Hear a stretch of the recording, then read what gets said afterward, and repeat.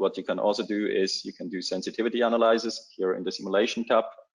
I can now, for example, say I want to vary one parameter.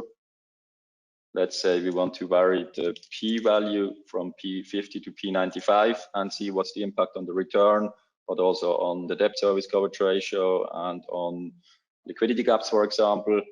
You can now see on p50, we again have this nearly 9% equity return, p75, 5.5%, and on p90, the case which is often used by banks, only 2.5%. We can also see, for example, liquidity gaps. So in the P90 case, we have a liquidity gap of nearly 800,000.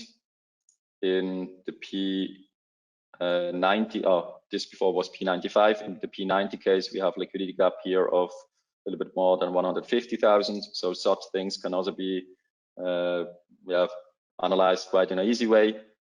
Besides this one parameter analysis, you can also do a 2-parameter study. So let's say we want to vary p-value, but also the asset purchase price. So let's say the purchase price varies from 13 million to 16 million, and we want to use steps of, let's do 500,000. What's the impact now? Now it's also calculating for some seconds, but I think in Excel, you can at least do a coffee break.